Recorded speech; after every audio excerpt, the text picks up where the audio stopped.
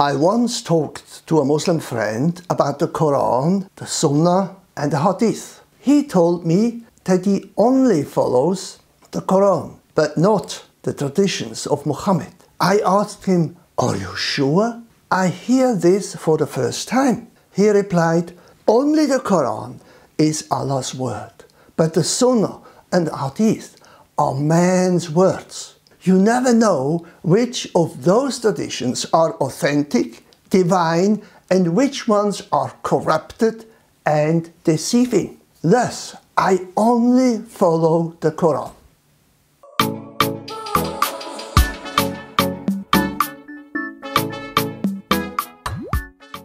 Dear friends, today I will discuss these so-called traditions, the Sunnah or Hadith. And towards the end, I will give you an answer as to why the Quran is not enough guidelines for the lives of Muslims. So hang on till the end. Let me first explain and clarify the Arabic Islamic terms concerning this issue. Hadith. These are reports relating to the words and deeds of Muhammad, also something he instructed and what was done in his presence. There are many collections of customs and traditions. As Sunnah, it means custom or the path or the way of the Prophet. It is the way of life of how Muhammad and his followers lived during the 23 years of the ministry of Muhammad in Mecca and Medina. These two terms, Hadith and Sunnah, are often used in the vernacular, closely interrelated as synonymous. Though, of course, there are also different descriptions for each term. When Muhammad lived in Mecca and later in Medina, he was the leader, and if a problem arose, he solved them according to his visions and judgments. Muhammad's followers believed him to be the unique prophet of Allah, and everything he said and did, they perceived as being perfectly right. However, it also has to be said that some Meccan people also became a little bit critical, since they observed that these revelations fitted Muhammad nicely and often served for his personal advantages. Nevertheless, this means that the Muslim community relied solely on Muhammad to solve the problems and give answers to questions they faced in everyday life situation. However, who did the Muslim community consult after Muhammad was dead? In the beginning, after Muhammad was dead, the leaders and companions of Muhammad remembered what Muhammad said and did, and so answers were given. But as time passed, more and more of these companions also died, and the Muslim community sought additional sources to answer their questions.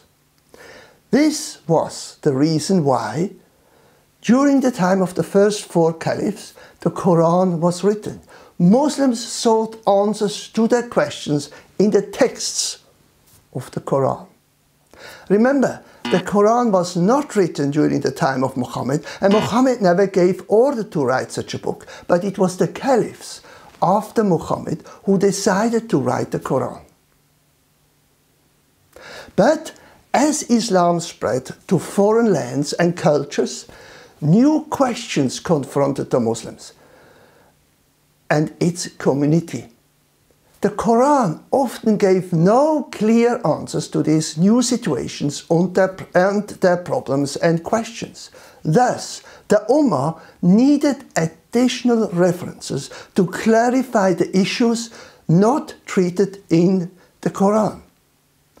Because Muslims were sure that their Prophet's way of life and the actions of his contemporaries, of which he approved, were perfect role models. They were convinced that the way of life of Muhammad was to be imitated as closely as possible in order to please Allah and thus gain a greater chance for entry into paradise after death. Since most of these life stories are from Muhammad, were not found in the Qur'an and had not been collected and written down yet, some specific Islamic scholars found it necessary to do so.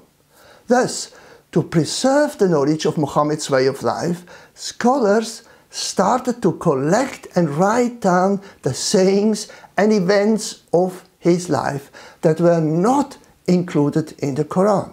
These mostly orally transmitted anecdotes and incidents are known in English as traditions and may be subdivided into Hadith, saying stories, and Sunnah, custom habit. As I said earlier, these two terms, Hadith and Sunnah, are often used closely interrelated or used as synonymous. The collection and writing down of these traditions happened only about 200 to 300 years after Muhammad's death.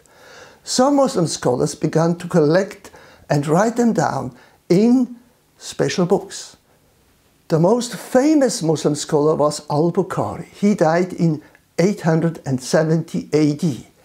He collected about 600,000 traditions of the deeds and sayings of Muhammad, of which, after examination, he considered on his own judgment and examination only about 7,200 as being authentic. Another famous Muslim collector of hadith is called Muslim ibn al-Hajjiyah. He died in 875 AD. Since a good number of these stories of hadith are very questionable, critics today doubt even this. To compensate for this, Muslim researchers have tried to incorporate them into categories such as healthy, beautiful, or weak. The collectors differentiated three categories of Sunnah concerning the actions of Muhammad. First, the action by Muhammad himself. Secondly, actions that a group of Muslims performed in the presence of Muhammad and he approved of it. Thirdly, actions that were performed by a third party of people in Muhammad's presence and which he approved. Usually, Muslim scholars had the following criteria for acceptance as authentic traditions. A story concerning the lifestyle of Muhammad. First, the chain of narrators had to be complete, consisting only of men. Secondly, each narrator in the chain had to be accepted as a reliable and trustworthy person. Thirdly, the content of the text had to be attested in several places and should not contradict other authoritative traditions. Next, I like to mention some important topics that are attended in the Hadith. I like to name the following. For instance, on religious matters such as prayer, pilgrimage, fasting, holy war, predestination. And on family life, such as inheritance, marriage, and divorce. But also economic matters such as contracts, commerce, and banking. And also about personal hygiene, such as cleanliness, shaving, use of perfume, brushing one's teeth. There are some problems concerning the collections of the Sunnah and Hadith. We can name the following. The stories were handed down over many years and through many generations. How could the collectors be sure which stories were correct or falsified or changed?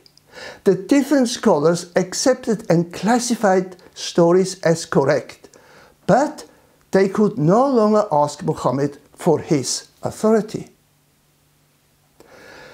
Different interpretations and the use of the Hadith and Sunnah cause disagreements between the different Muslim groups and lead to conflicts and tensions. There are major differences, especially between the Sunni and Shia Muslims. They also have their own trusted scholars and reject the scholars of the other group as not being authoritative. Please consult concerning this issue my book Ask Your Muslim Friend in section 1.3.4. During my meetings with Muslim people, I often heard how they quote and use this Sunnah and Hadith. Many Muslims are unsure when quoting a story if it is written in the Qur'an or the Hadith books. But most Muslims make no difference whether it might be in the Qur'an or the books of Hadith. Thus, they place the Hadith books on the same level of authority as the Qur'an without realizing this. A Muslim quoting a certain Hadith story to me said, "This was absolutely true and perfect." He went on to give a certain and reason that Bukhari was a perfect man and he made 100% true decisions by choosing this story being true, which he judged to be absolutely trustworthy. However, this means that he portrays Bukhari as a perfect man, something Bukhari himself never claimed to be. In addition, by doing this, Muslims put Bukhari on the same level as Muhammad and even Allah. Thus, it appears that such Muslims commit idolatry without realizing it. It is called shirk, which is associating a person with Allah. In my book, Ask Your Muslim Friend, in section 1.3.3, I give 9 examples of different hadith on various themes. In these examples, I give the references and some explanation. So I return to my initial story of the Muslim who claims that the Quran is enough to follow. In his opinion, there is no need for the provided reasons to follow the Hadith and the Sunnah. Even some Muslim leaders today make the same claims. Listen to this Islamic scholar from the Kalam Institute. How do we know exactly that we have to obey him and that we have to follow him? The follow-up question naturally is going to be, well, these hadith and these sunnah that we talk about, how do we know which one are authentic, which one are good, which one are weak, which one are fabricated? How are the hadith even collected and compiled? I heard so many different ideas and rumors about this. How do I know what is legitimate? Norman Ali Khan from Quran Weekly emphatically claims the Quran is enough. أولم يكفيهم أنا أنزلنا عليك الكتاب يتلى عليهم. Isn't it enough for them that we sent the book down onto them? Dear friends, what do you think? Is the Quran sufficient, or do Muslims also need to follow the teachings of the Sunnah and Hadith? Let me know what you think and write your thoughts in the comments. If you want to know more about this topic, you will find more in-depth information in my book, Ask Your Muslim Friend, in section 1.3. You can download a free copy on our website. Please don't forget to hit the like button. And if you like to receive regular talks on similar topics, subscribe to our channel. Write your questions in the comment section and I will happily answer each of them. See you again soon. Good day and God bless you.